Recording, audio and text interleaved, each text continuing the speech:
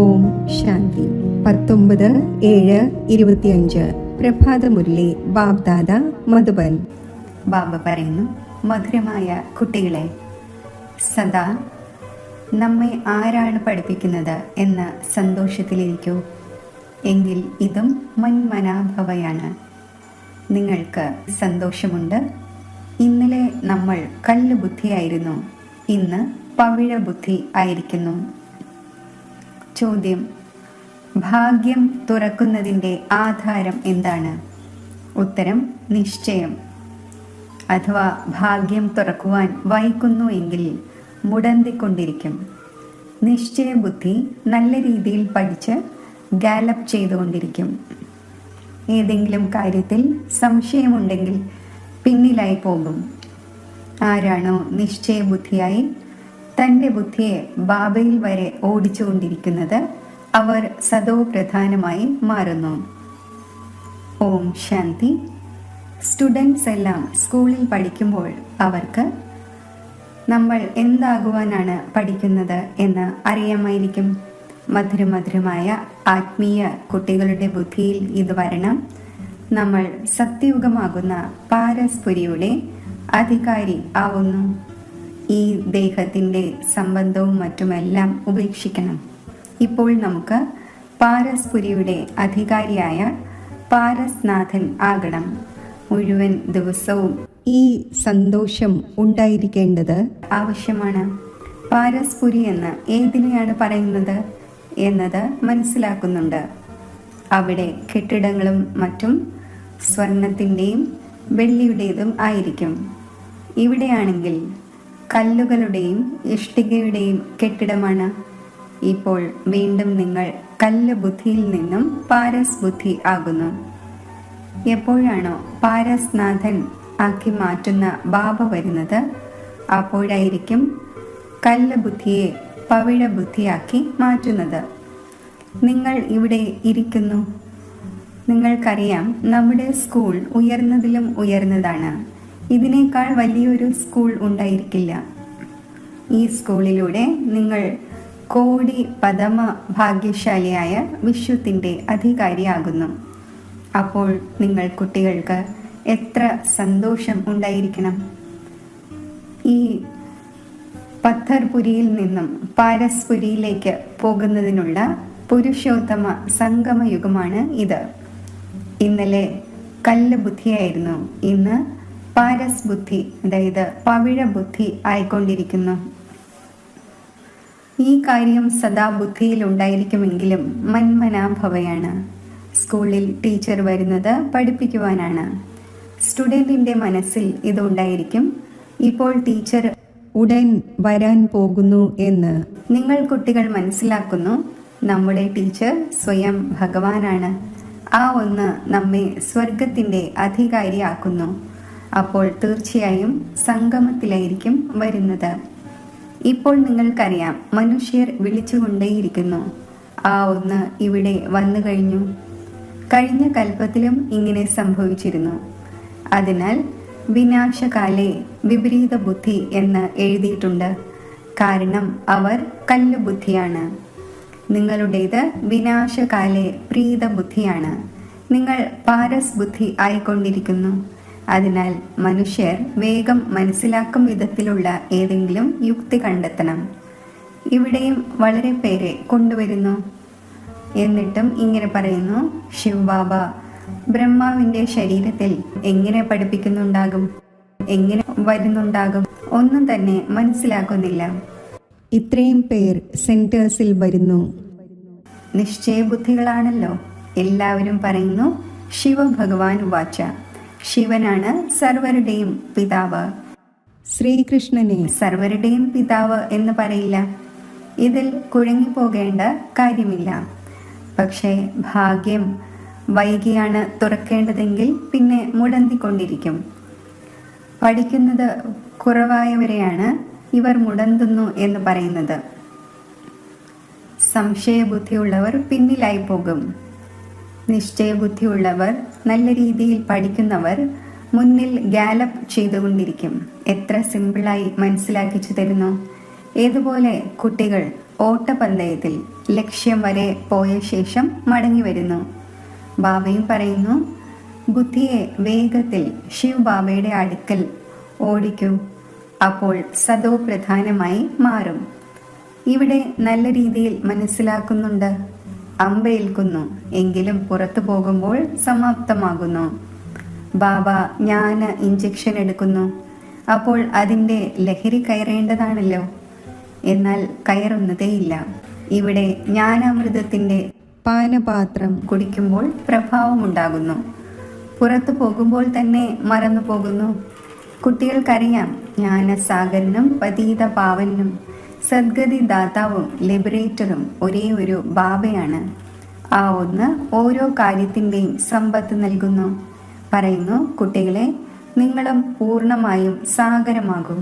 എത്രത്തോളം എന്നിൽ ജ്ഞാനമുണ്ടോ അത്രയും നിങ്ങളും ധാരണ ചെയ്യൂ.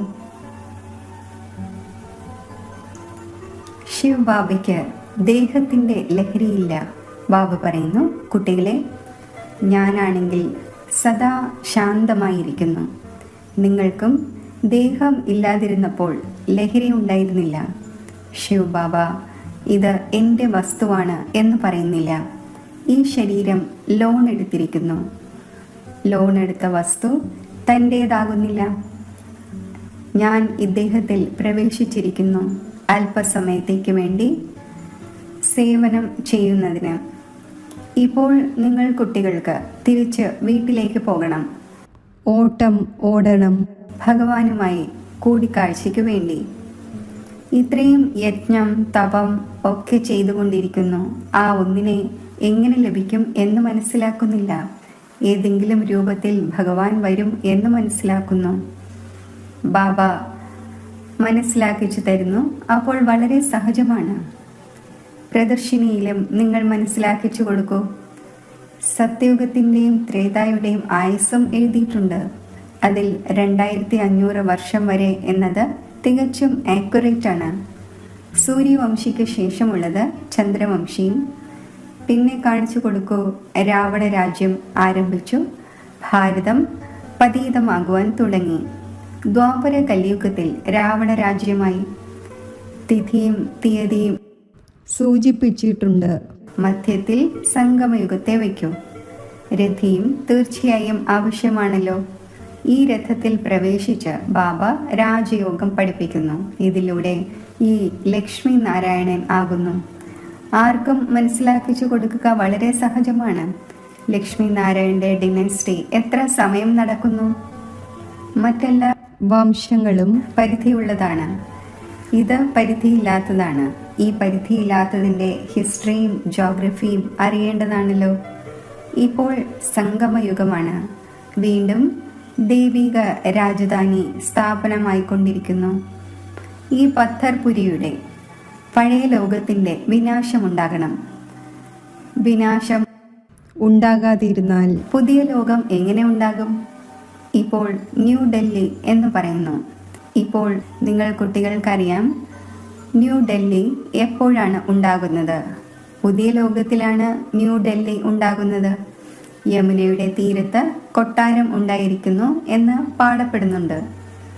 എപ്പോൾ ഈ ലക്ഷ്മി നാരായണന്റെ രാജ്യമുള്ളത്, അപ്പോൾ ന്യൂ ഡൽഹി എന്നും പാരസ്പുരി എന്നും പറയുന്നു.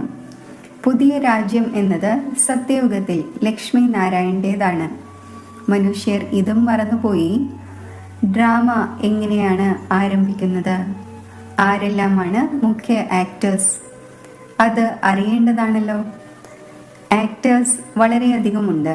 അതിനാൽ മുഖ്യ ആക്ടേഴ്സിനെ നിങ്ങൾ അറിയുന്നുണ്ട്. നിങ്ങളും മുഖ്യ ആക്ടേഴ്സ് ആയിക്കൊണ്ടിരിക്കുന്നു. ഏറ്റവും മുഖ്യമായ പാർട്ട് നിങ്ങൾ അഭിനയിക്കുകയാണ്. നിങ്ങൾ ആത്മീയ സോഷ്യൽ വർക്കേഴ്സാണ്. ബാക്കി എല്ലാവരും ഭൗതികമായ സോഷ്യൽ വർക്കേഴ്സാണ്. നിങ്ങൾ ആത്മാക്കൾക്ക് മനസ്സിലാക്കിച്ചു കൊടുക്കുന്നു. പഠിക്കുന്നത് ആത്മാവാണ്, ദേഹമാണ് പഠിക്കുന്നത് എന്ന് മനുഷ്യർ മനസ്സിലാക്കുന്നു. ഇതാർക്കും അറിയില്ല. ആത്മാവാണ് ഈ ഓർഗൻസിലൂടെ പഠിക്കുന്നത്. ഞാൻ ആത്മാവ് ബാരിസ്റ്ററും മറ്റും ആകുന്നു. ബാബ നമ്മളെ പഠിപ്പിക്കുന്നു. സംസ്കാരവും ആത്മാവിലാണ് ഉണ്ടായിരിക്കുന്നത്. സംസ്കാരം കൊണ്ടുപോകും. പിന്നെ വന്ന് പുതിയ ലോകത്തിൽ രാജ്യം ഭരിക്കും. എങ്ങനെയാണോ സത്യയുഗത്തിൽ രാജധാനി നടന്നിരുന്നത് അതേപോലെ തന്നെ ആരംഭിക്കും. ഇതിൽ യാതൊന്നും ചോദിക്കേണ്ട ആവശ്യമേ ഇല്ല. മുഖ്യമായ കാര്യമാണ് ദേഹാഭിമാനത്തിൽ ഒരിക്കലും വരാതിരിക്കൂ. സ്വയം ആത്മാവാണ് എന്ന് മനസ്സിലാക്കൂ. യാതൊരു വികർമ്മവും ചെയ്യരുത്. ഓർമ്മയിലിരിക്കൂ. ഇല്ലെങ്കിൽ ഒരു വികർമ്മത്തിൻ്റെ ഭാരം 100 മടങ്ങായി പോകും. എല്ലുകൾ ഒറ്റയടിക്ക് തകർന്നു പോകുന്നു. അതിലും മുഖ്യ വികാരം കാമമാണ്. പലരും പറയുന്നു, കുട്ടികൾ ശല്യം ചെയ്യുന്നു, പിന്നെ അടി കൊടുക്കേണ്ടി വരുന്നു. ഇപ്പോൾ ഇതൊന്നും ചോദിക്കേണ്ടതില്ല. ഇതൊക്കെ ചെറുതും ചില്ലിക്കാശിൻ്റെതുമായ, അതായത് നിസ്സാരമായ പാപം എന്ന് പറയും. നിങ്ങളുടെ ശിരസിൽ ജന്മജന്മാന്തരങ്ങളുടെ പാപമുണ്ട്. ആദ്യം അതിനെ ഭസ്മമാക്കൂ. ബാബ പാവനമാകുന്നതിനുള്ള വളരെ സഹജ ഉപായം പറഞ്ഞു തരുന്നു. നിങ്ങൾ ഒരു ബാബയുടെ ഓർമ്മയിലൂടെ പാവനമായി മാറും. ഭഗവാൻ വാച്ച കുട്ടികൾക്ക് വേണ്ടി ആത്മാക്കളായ നിങ്ങളോട് സംസാരിക്കുന്നു. മറ്റൊരു മനുഷ്യനും ഇങ്ങനെ മനസ്സിലാക്കുക സാധ്യമല്ല. അവർ സ്വയം ശരീരമാണ് എന്നാണ് മനസ്സിലാക്കുന്നത്. ബാബ പറയുന്നു, ഞാൻ ആത്മാക്കൾക്ക് മനസ്സിലാക്കിച്ചു തരുന്നു. ആത്മാക്കളുടെയും പരമാത്മാവിൻ്റെയും മേള ഉണ്ടാകുന്നു എന്ന് പാടപ്പെടുകയും ചെയ്യുന്നു. ഇതിൽ ഏതെങ്കിലും ശബ്ദമോ മറ്റോ ഉണ്ടാക്കേണ്ടതില്ല. ഇതാകട്ടെ പഠനമാണ്. ദൂരെ ദൂരെ നിന്നും വരുന്നു ബാബയുടെ അടുക്കൽ. ആര് നിശ്ചയബുദ്ധിയായിരിക്കുമോ അവർക്ക് മുന്നോട്ട് പോകവേ ശക്തമായ ആകർഷണം ഉണ്ടാകുന്നു. ഇപ്പോൾ ഇത്രയും ആകർഷണം ആർക്കും ഉണ്ടാകുന്നില്ല. കാരണം ഓർമ്മിക്കുന്നില്ല. യാത്രയിൽ നിന്നും മടങ്ങി വന്ന് വീടിന് സമീപം എത്തുമ്പോൾ കെട്ടിടം ഓർമ്മ വരും, കുട്ടികൾ ഓർമ്മ വരും. വീട്ടിൽ എത്തുമ്പോൾ തന്നെ സന്തോഷത്തിൽ വന്ന് കൂടിക്കാഴ്ച നടത്തും. സന്തോഷം വർദ്ധിച്ചുകൊണ്ടിരിക്കും. ആദ്യം പത്നിയുടെ ഓർമ്മ വരും, പിന്നെ കുട്ടികളെയും മറ്റും ഓർമ്മ വരും. നിങ്ങൾക്ക് ഇത് ഓർമ്മ വരും. നമ്മൾ വീട്ടിലേക്ക് പോകുന്നു. അവിടെ ബാബയും കുട്ടികളുമാണ് ഉണ്ടായിരിക്കുന്നത്. ഡബിൾ സന്തോഷമുണ്ടാകുന്നു. ശാന്തിധാമമാകുന്ന വീട്ടിൽ പോകും, പിന്നെ രാജധാനിയിലേക്ക് വരും. ഇത്രമാത്രം ഓർമ്മിക്കുക തന്നെയാണ് വേണ്ടത്. ബാബ പറയുന്നു, മന്മനാഭവ, സ്വയം ആത്മാവാണ് എന്ന് മനസ്സിലാക്കി ബാബയെയും സമ്പത്തിനെയും ഓർമ്മിക്കൂ.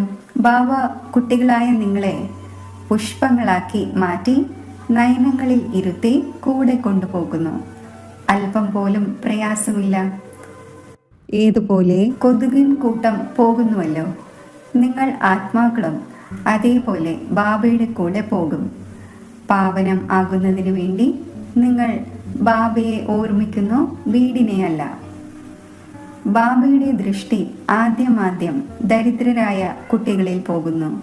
ബാബ ദരിദ്രരുടെ നാഥനാണല്ലോ.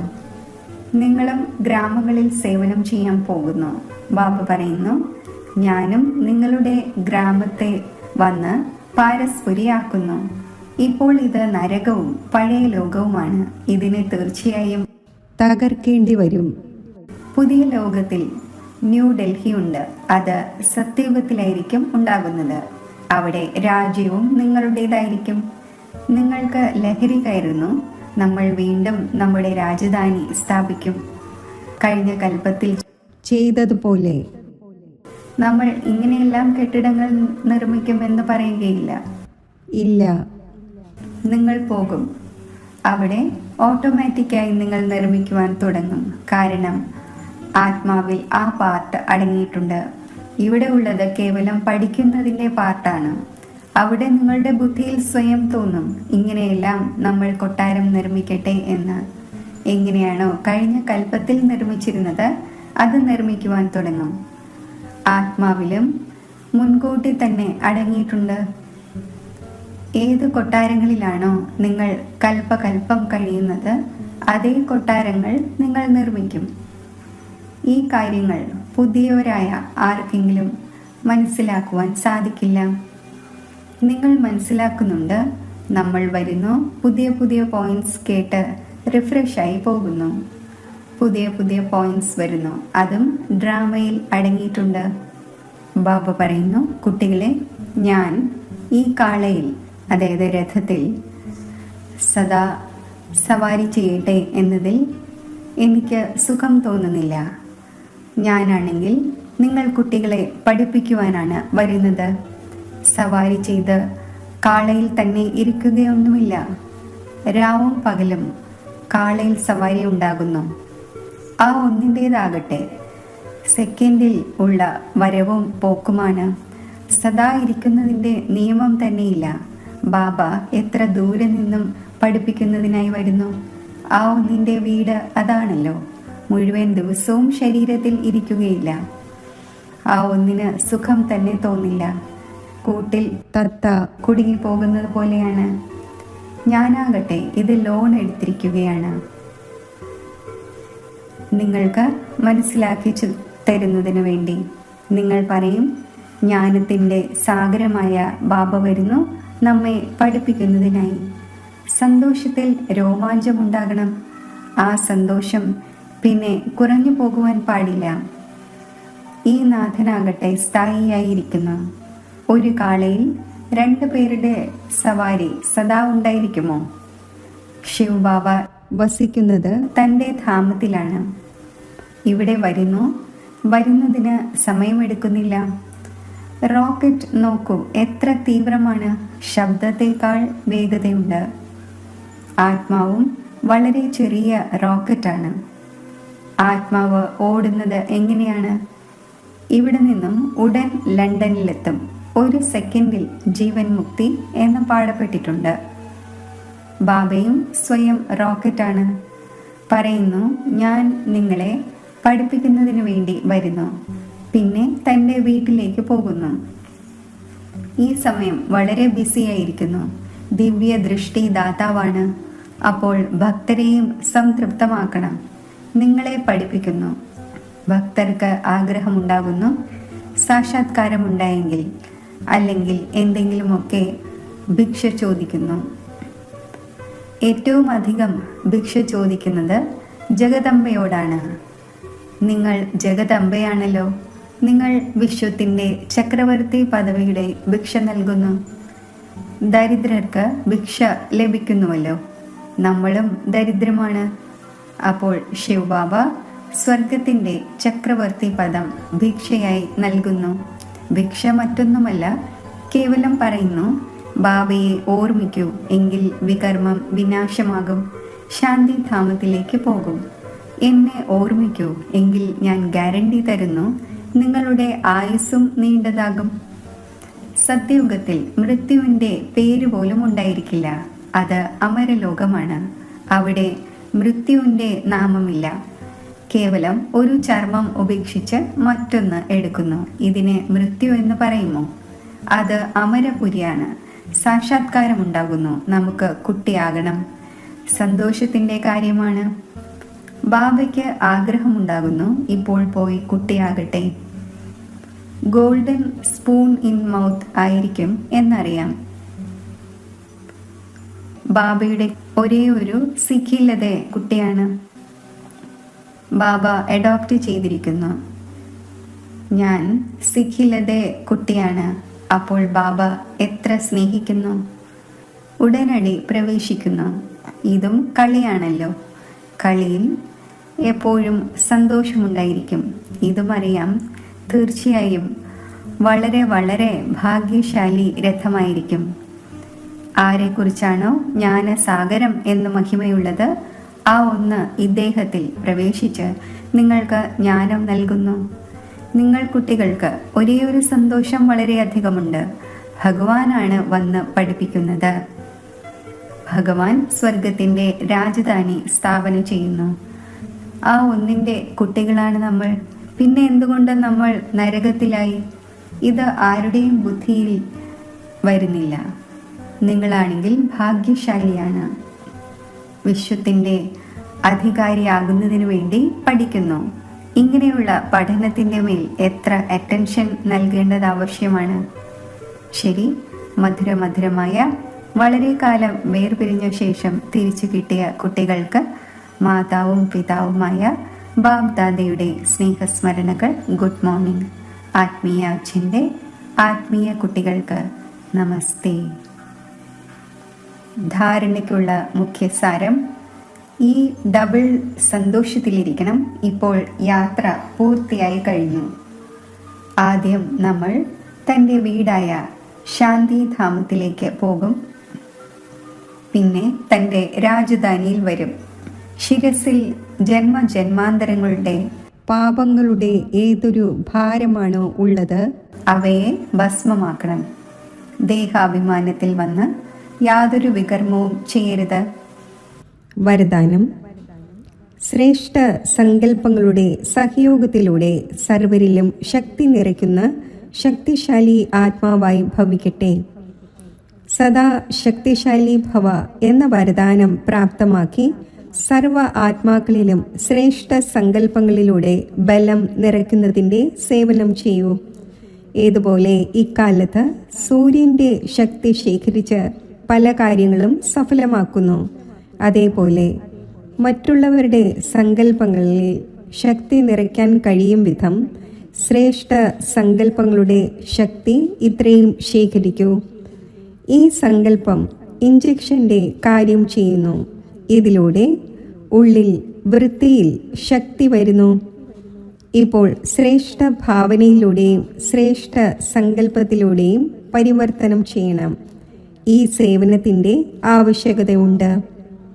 സ്ലോഗൻ: മാസ്റ്റർ ദുഃഖം ഹരിക്കുന്നവരായി ദുഃഖത്തെയും ആത്മീയ സുഖത്തിലേക്ക് പരിവർത്തനപ്പെടുത്തണം. ഇതുതന്നെയാണ് താങ്കളുടെ ശ്രേഷ്ഠ കർത്തവ്യം. അവ്യക്ത സൂചന: സങ്കല്പങ്ങളുടെ ശക്തി ശേഖരിച്ച് ശ്രേഷ്ഠ സേവനത്തിന് നിമിത്തമാകൂ. ചില കുട്ടികൾ ഇടയ്ക്കിടയ്ക്ക് വലിയ കളികൾ കാണിക്കുന്നു. വ്യർത്ഥ സങ്കല്പങ്ങൾ കൺട്രോൾ ചെയ്യാൻ കഴിയാത്ത വിധം ഇത്രയും ഫോഴ്സോടെ വരുന്നു. പിന്നെ ആ സമയത്ത് പറയുന്നു, എന്തു ചെയ്യട്ടെ, സംഭവിച്ചുവല്ലോ, തടയുവാൻ സാധിക്കുന്നില്ല, എന്തു വന്നുവോ അത് ചെയ്തു. എന്നാൽ വ്യർത്ഥത്തിൻ്റെ കാര്യത്തിൽ കൺട്രോളിംഗ് പവർ വേണം. ഏതുപോലെ ഒരു സമർത്ഥ സങ്കല്പത്തിൻ്റെ ഫലം കോടി മടങ്ങായി ലഭിക്കുന്നു, അതേപോലെ തന്നെ ഒരു വ്യർത്ഥ സങ്കല്പത്തിൻ്റെ കണക്കായി വിഷാദമുള്ളവരാവുക, നിരാശരാവുക അഥവാ സന്തോഷം അപ്രത്യക്ഷമാവുക, ഇതും ഒന്നിന് അനേകം മടങ്ങ് എന്ന കണക്കിൽ അനുഭവപ്പെടുന്നു. ഓം ശാന്തി. യോഗത്തിൻ്റെ അഭ്യാസം.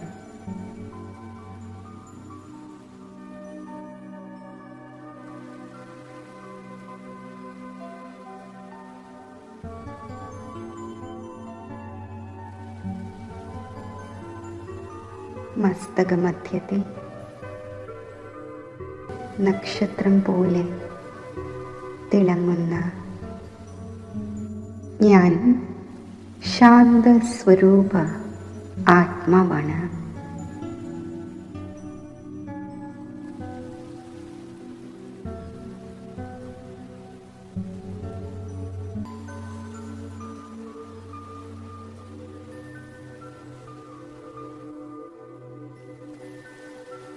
എന്നിൽ ശാന്തിയുടെ അക്ഷയ ഖജനാവ് നിറഞ്ഞിരിക്കുന്നു.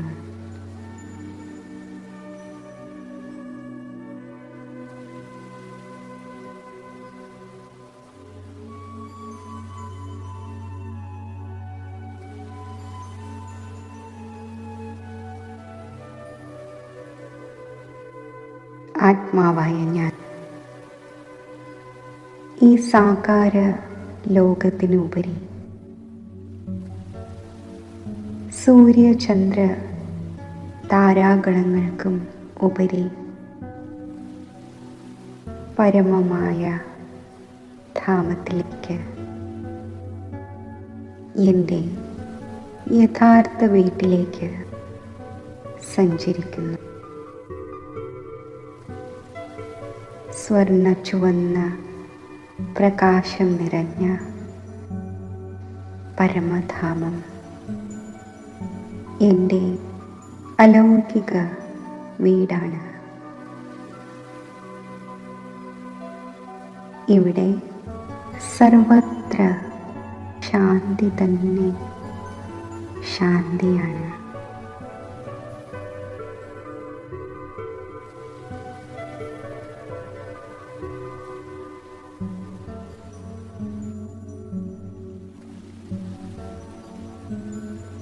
ഈ മധുരമായ ശാന്തി നിറഞ്ഞ ധാമത്തിൽ എൻ്റെ പ്രിയപ്പെട്ട ശിവപരമാത്മാവിനെ ഞാൻ കാണുകയാണ്.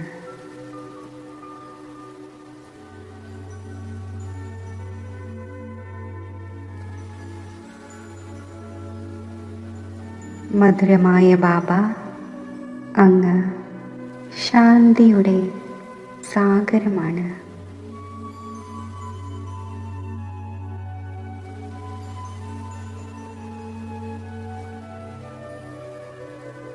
പരമാത്മാവിൽ നിന്നും ശാന്തിയുടെ ദിവ്യ കിരണങ്ങൾ പ്രസരിക്കുകയാണ്.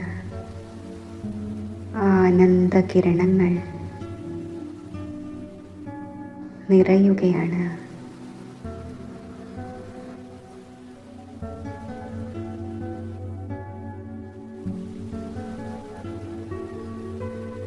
ഈ ദിവ്യമായ കിരണങ്ങൾ വിശ്വത്തിലെ അശാന്തമായ ആത്മാക്കളിലേക്ക്